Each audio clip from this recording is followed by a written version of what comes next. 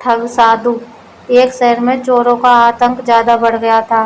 Police station में कभी कोई रिपोर्ट लिखवाने आता तो कभी कोई। उन चोरों की चोरियों से पुलिस बहुत परेशान हो गई थी। फिर एक दिन पुलिस स्टेशन में एक मीटिंग रखी गई जिसमें चोरों को पकड़ने के लिए योजना बनाई गई। इस योजना से पुलिस ने पूरे शहर के चोरों के नाक में दम कर दिया था। पुलिस एक के बाद एक चोरों को पकड़ रही थी। उन चोरों में से एक चोर बहुत चालाक था और वो ही पुलिस के हाथ नहीं आता है और जैसे ही तैसे बचकर एक जगह जाकर छिप जाता है और अपने आप से बोलता है, मुझे कुछ दिन के लिए ये काम छोड़ना होगा और इस शहर को भी छोड़ना होगा। क्यों ना मैं अपनी वेशभूषा बदल लेता हूँ, नहीं तो ये पुलिस वाले मुझे भी जेल में बंद कर देंगे। वो ये सोच ही रहा था कि तभी उसके आगे एक साधु जा रहे होते हैं। चोर, अरे वाह, मैं भी साधु बन जाता हूँ, क्योंकि इस दुनिया में लोग चोरों को जूता मारते हैं, लेकिन अगर वही चोर साधु बन जाए तो उसके पैरों में पड़े रहते हैं। वो पुलिस से छिपता हुआ एक दुकान से साधु के कपड़े खरीद लेता है और साधु बनकर घूमता है। वो चंपक चोर से चंपक साधु बन जाता है। कुछ दिनों बाद ऐसे ही घूमते हुए वो एक गांव की ओर निकल जाता है और गांव के एक पेड़ के नीचे बैठ जाता है। थोड़ी देर बाद एक आदमी उससे पूछता है, साधु बाबा, आप कौन हैं और कहाँ से आए हैं? चंपक, मैं एक साधु हूँ, मैं यहाँ से गुजर ही रहा था, थक गया था तो ये पेड़ देखकर बस आराम करने लगा। आदमी, साधु बाबा, आप कुछ खाएंगे? मैं आपके लिए अपने घर से भोजन ला देता हूँ, जब तक आप यहाँ पर आराम कीजिए। थोड़ी देर बाद वो आदमी चंपक साधु के लिए भोजन ले आता है और साधु से बात करते करते वो साधु की बातों में आ जाता है और उसे अपने और गांव के बारे में सब कुछ बता देता है। चंपक साधु के पास एक कला थी, वो बोलने में बहुत माहिर था। वो इतने अच्छे अच्छे प्रवचन देता था जिससे लोग उस चंपक साधु की बातों में आ जाया करते थे। धीरे धीरे करके गांव के सभी लोग उससे मिलने आने लगे और वो इसी गांव में रहने लगता है और थोड़े ही दिन बाद गांव वाले मिलकर चंपक साधु के लिए एक आश्रम बनवा देते हैं और कुछ दिनों बाद चंपक साधु के बहुत से शिष्य बन जाते हैं और उसे मुफ्त में सभी चीजें मिलने लगती हैं। उसे हर चीज का सुख था, बस उसे सांसारिक जीवन से छूटने का दुख रहता था। चंपक साधु अपने आश्रम में घूम रहा था कि तभी उसके आश्रम में एक सेठ आया। उस सेठ को भी पाखंडी साधु ने अपने बोलने की कला से प्रभावित कर लिया था। साधु बाबा, मेरे पास किसी चीज की कमी नहीं है, लेकिन फिर भी मुझे एक परेशानी है। चंपक, हाँ बेटा, बोलो, क्या परेशानी है? बाबा से कुछ मत छुपाओ, मुझसे कभी कुछ नहीं छुपता है। बताओ क्या परेशानी है, मैं तुम्हारी सारी परेशानी दूर कर दूंगा। सेठ ने सोचा, क्यों ना मैं अपना सारा सोना साधु के आश्रम में रख दूं। और वैसे भी साधु लोगों को तो धन संपत्ति का कोई भी मोह नहीं होता, वो तो भगवान का रूप होते हैं और किसी को कोई ऐसा होगा कि उनके आश्रम में इतना सोना गाड़ा हुआ है। चंपक, क्या हुआ बेटा, तुम किस चिंता में खो गए? सेठ, नहीं नहीं बाबा, वो ना मेरे पास बहुत सोना है, लेकिन मुझे चोरों का बहुत डर है। गांव में सबको पता है कि मैं सेठ हूँ, तो मेरे पास बहुत पैसा है और सोना होगा। मुझे यही डर है, इसी कारण मैं रात को भी सो नहीं पाता हूँ।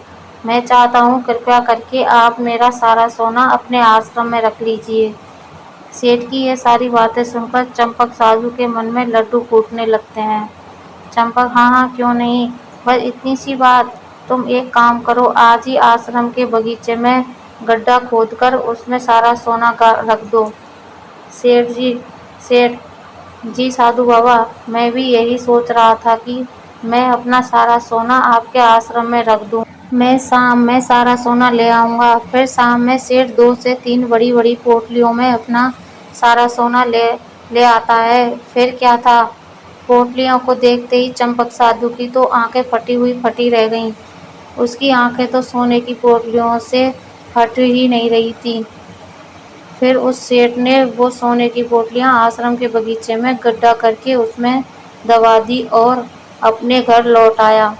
सेठ को लगा कि अब तो मेरा सारा सोना साधु बाबा के पास है, वहाँ मेरा सोना सुरक्षित है। और वो रात को आराम से सोया।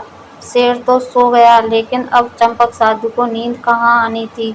वो रात भर उस सोने के बारे में सोचता रहा। फिर तभी वो चंपक साधु अपने आप से बोलता है, अगर ये सोना मुझे मिल जाए तो मैं अपना पूरा जीवन आराम से गुजार सकता हूँ। कुछ समय बीतने पर साधु ने एक योजना बनाई। उसने सोचा कि वो इस सोने को लेकर चला जाएगा और सेठ को शक न होगा और अब इस गांव को छोड़कर जाने की बात कहेगा, ताकि सेठ को ये ना लगे कि साधु उसका सोना लेकर भाग गया है। इसलिए वो चंपक साधु सेठ के घर जाता है। सेठ चंपक साधु को अपने घर आता देख खुशी से झूम जाता है और अपनी बीवी से बोलकर उसके लिए कई पकवान बनाने के लिए बोलता है और वो चंपक साधु की बहुत खातिरदारी करता है। फिर चंपक साधु सेठ से बोलता है, सुनो सेठ धनीराम, मुझे अब यहाँ से जाना है, क्योंकि मैं एक सन्यासी हूँ और मैं किसी एक जगह नहीं रह सकता हूँ। मुझे और भी कई लोगों को मार्गदर्शन देना है, इसलिए मैं अब यहाँ से जा रहा हूँ। मैं बस तुमको बताने आया था कि तुम्हारा सारा सोना वहीं आश्रम के बगीचे में दबा हुआ है, क्योंकि मैं तो जा रहा हूँ और अगर तुम्हारे सोने के साथ कुछ भी होता है तो मेरा नाम ना आए, क्योंकि मैं तो एक साधु हूँ, मुझे तो धन संपत्ति से कोई मोह नहीं है। ये सब सुनकर सेठ दुखी हो जाता है और फिर ऐसा बोलकर चंपक साधु वहाँ से चला जाता है। तभी सेठ के साथ में एक व्यापारी बैठा होता है और वो ये सब सुन रहा होता है और तभी सेठ से पूछता है, सेठ धनीराम, ये साधु कौन है? तब सेठ व्यापारी को पूरी बात बताता है, जिसे सुनकर व्यापारी जोर जोर से हंसने लगता है। सेठ व्यापारी को हंसता देखकर बोलता, अरे भाई क्या हो गया, तुम ऐसे क्यों हंस रहे हो? व्यापारी, अरे तुम तो मूर्ख हो, वो धोखेबाज साधु तुमको लूट कर ले गया। सेठ, अरे भाई कैसी बात कर रहे हो, वो एक संत है और बहुत ज्ञानी है। व्यापारी, अगर तुमको मुझ पर विश्वास नहीं हो तो तुम्हें अपना सारा सोना बचाना है तो उस जंगल चलो जहाँ सोना दबाया था। सेठ व्यापारी को आश्रम के बगीचे में लेकर जाता है और खुदाई करता है, लेकिन उसे वहाँ कुछ नहीं मिलता। सोना ना मिलने पर सेठ जोर जोर से रोने लगता है। व्यापारी, अरे भाई सेठ धनीराम, ये वक्त रोने का नहीं है, जल्दी चलो, वो धोखेबाज साधु अभी दूर तक नहीं गया होगा। फिर जल्दी से भागते हुए वो दोनों पुलिस स्टेशन जाते हैं और पुलिस को सब कुछ बता देते हैं। फिर पुलिस उस धोखेबाज साधु को ढूंढ लेती है। पुलिस इंस्पेक्टर गांव में सभी को बताते हैं कि ये वास्तव में कोई साधु बाबा नहीं, ये एक चोर था, जिसने अपनी बोलने की कला का इस्तेमाल करके कई लोगों को लूटा है और पुलिस से बचने के लिए इसने साधु की वेशभूषा धारण कर ली है। फिर पुलिस चंपक बाबा उर्फ चंपक चोर को पकड़कर जेल में बंद कर देती है और इधर सोना मिलने के बाद सेठ की जान में जान आती है। सेठ व्यापारी से, तुम्हें कैसे पता चला कि ये साधु धोखेबाज है? व्यापारी, वो साधु बार बार अपने आप की तारीफ कर रहा था और संत कितने महान होते हैं, वो बार बार यही बोल रहा था, जबकि जो सच मायने में संत होते हैं उन्हें इस बात को बोलने की जरूरत नहीं पड़ती है। इसलिए भाई, आज के समय में जो साधु बनकर प्रवचन देते हैं वो सभी संत नहीं होते। सेठ को ये बात समझ आ जाती है कि किसी पर भी अंधा विश्वास नहीं करना चाहिए, क्योंकि किसके मन में क्या चल रहा है हम इसे कभी नहीं समझ पाते हैं। दोस्तों, ये हिंदी स्टोरी आपको कैसी लगी नीचे कमेंट में हमें ज़रूर बताइएगा। कहानी को पूरा पढ़ने के लिए शुक्रिया। कहानी अच्छी लगे तो लाइक शेयर करें। चैनल को सब्सक्राइब नहीं किया है तो चैनल को सब्सक्राइब कर लें। धन्यवाद।